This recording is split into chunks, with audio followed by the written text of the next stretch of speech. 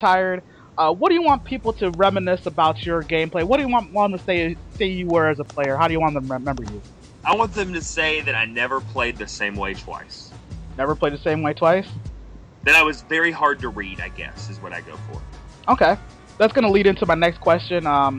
What do you consider yourself more of, a hero or a villain? If you could just put a tab on yourself there.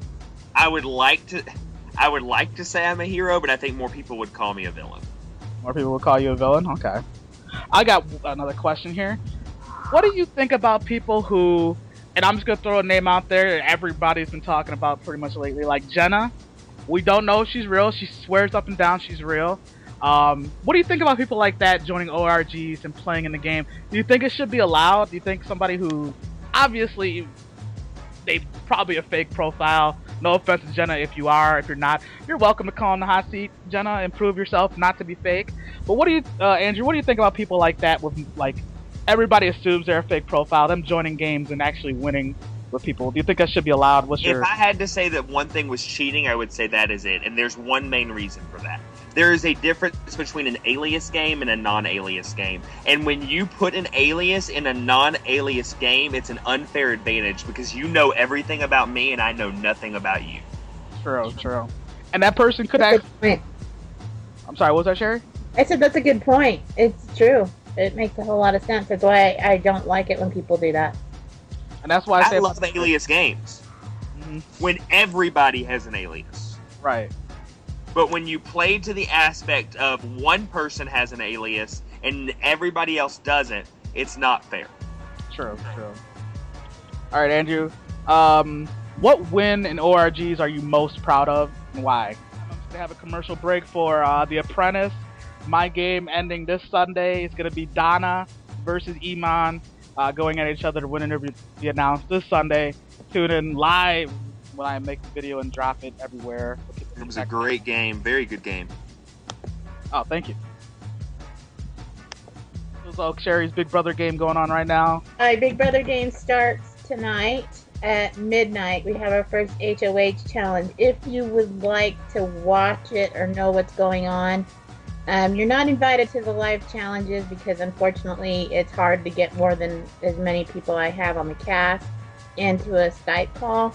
Mm-hmm. But you're more than welcome to join the Viewers Lounge where I will update you on what's going on.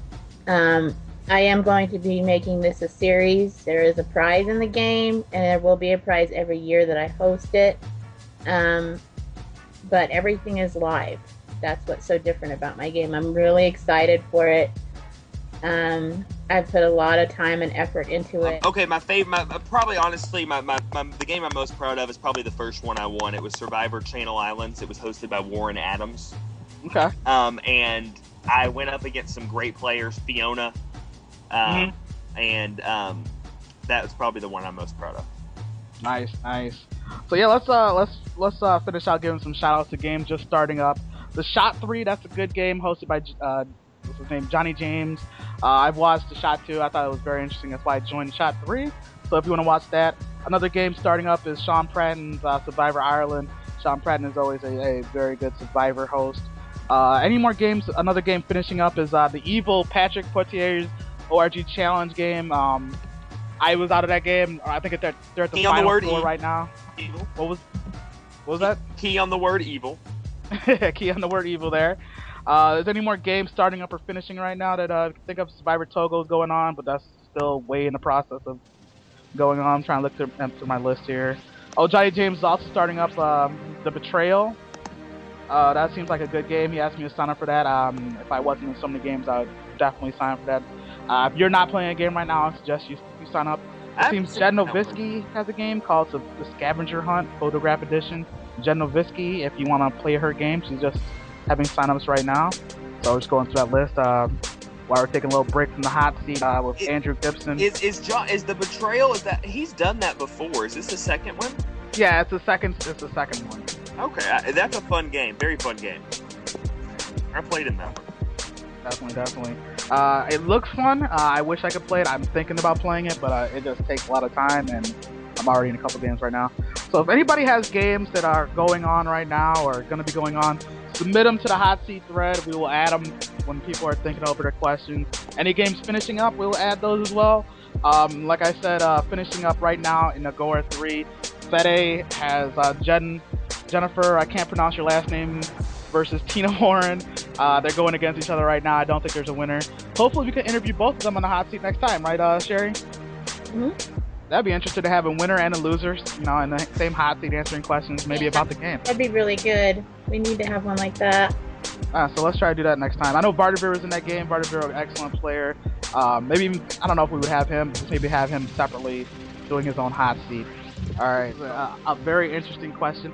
Some of you who just started up this year playing these games might not remember the group Kane. Kane stand for Cody, Anthony. I don't know who the N was. Oh, the N was Noah and Eve. It was a group of people who always aligned together, basically trying to have each other's backs. It was a weird phenomenon. I think they've kind of died down recently. Now I'm gonna ask Andrew, do you think that groups like that are very good for people's games, or do you think they hurt people's games mostly? If you're Kane at all. I think groups like that I think they're great. I had one with me, Brandon, and KJ. I mean, we were always together. People knew when we were aligned. And I mean, I keep using real world references. I mean, Chilltown. Mm-hmm. They came into All Stars as a group, and they both made the Final Four, and Mike Boogie ended up winning the game. True. Yeah.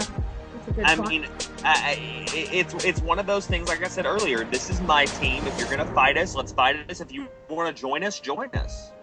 So do you think that's more of a good Big Brother strategy versus a Survivor strategy? Because you had mentioned earlier that you think that it's a little different. Big Brother and Survivor are a little different. Oh, they're not a little different. They're a heck of a lot different. I think it could be a good Survivor strategy, and that's going to depend on your reputation.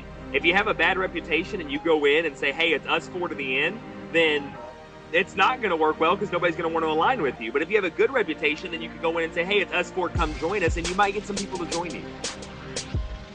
True. And I would say when you join a game, I'd implore you to either recognize that alliance, either take it out or join it. Don't be the puppet in between. Either really be aligned with them or try to take it out with a group of people. Not just, I'm just talking about I'm just talking about regular players in the game. Although I would probably say more of those in between people win than the people that were at the other end. Yeah, depending on the game and everything. Now let's talk about a couple more things. What do you think of bitter jury members? What do you think someone's jury vote should be based on at the end of the game, either for Survivor or Big Brother? Have you ever been a bitter jury member? What do you think of that whole scenario? You know, I consider ORG players to be professional players almost. Mm-hmm. We play these games all the time. We know these games. We love these games. You should vote on who played the best game. Right. End of story. All right. So, and if you have a bitter jury member, do you just consider this person, not to name any names, people who, let's play this one-word association game again. You say bitter jury member, the first thing that pops into my mind is immature. Okay. Gotcha. So, yeah, as someone who's immature, I mean, I think people can vote however they want. You've gotten to the final 7, 9, whatever, 11. Vote however you want, you earn that vote. But I would just actually look at the two contestants and see the merits of their game instead of someone who just took you out and you're just going to vote them again. Can I ask you a question? Sure, absolutely. And I think this has been a big debate in the ORG world over the past couple of weeks. What do you think about one jury member influencing other jury members? I think it's great, actually. I mean, it shouldn't happen, but if two people are too weak-willed to make their own decision, and you let someone control your jury vote that you've worked hard for, then, I mean, you're an idiot, and they deserve to control your vote. If someone could just stand there, talk to you, and control your vote to make you vote for somebody else, and it's not even the contestant saying things to promote themselves, it's somebody on their own jury, then, I mean, you're an idiot. Let them control your vote. No one's going to control my vote. My vote's going to go to whoever I think played the best game. I will look at the contestants, what they said, and I'll go back to another game when I played with Brandon Billy. Brandon Billy was going to get my vote no matter what, but I drilled Brandon Billy so much where he actually messaged me and goes, "Do you hate me?" at the end of that. But it was so funny. But do you ever maybe base your jury vote on maybe what somebody else says in a jury thread? All right, let's just get the elephant in the room. Are we all basically talking about what happened with Sean Payton's or Fretton's Survivor game where Cody was kind of... No, I'm not talking about any game in specific. I've seen this. I'm honestly more than anything talking about Cody in general, because that's been a lot of people that say he influences juries. I think it's completely legitimate. Yeah, I think it's... I mean, you see it in Big Brother all the time. I think that, if Braden and Jeff and Jordan wouldn't have been in that jury, they might not have been able to influence people to vote for Rachel. Right. I mean, that is what happens. Another thing is, like, when Cody or anybody does something like that, where they're just pounding away, vote for this person, you're dumb if you don't vote for this person. It almost makes me want to not vote for that person. Yeah, exactly. It almost forces me, like, this dude is going so hard that I want to vote for the other person now, That could, that's the only way it could affect me, where it just gets so annoying where I'm just going to vote against what they're saying. But I mean, if it happens where people can't control the vote, that's great. I think it's an awesome finishing game move in regards. But when I get to the end, I don't care who wins. I don't. If someone voted me out, I don't hold a grudge with that. I don't try to rally people against it. It's not me. If other people do, that's great. That's just how it is there. All right. Well, what I was going to say on that note is that for a lot of people, the game isn't over when they're in the jury. People are still playing the game in the jury, and that's basically what it comes down to. Is that I mean, people, especially if they got voted out a lot earlier than what they planned, don't want to stop playing, and they go into that jury and they're like, you know what, I'm going to play this game still from the jury. And you can still play from the jury. Oh, absolutely. You can, because people can influence people. People can say, I mean, I played a game where one person looked like they were going to win, and then I start my drama bitch mode, and it totally flips. And the other person who wasn't expected to win gets all the votes. So I didn't go in intending to control the votes, but my causing drama and them responding to the drama totally flipped everybody's vote. And it wasn't intended, but I said, you know what? I got voted out early. Screw this. I'm playing this. I'm playing this final finale like I can no other. And I did it. And look what happened. Big stint win.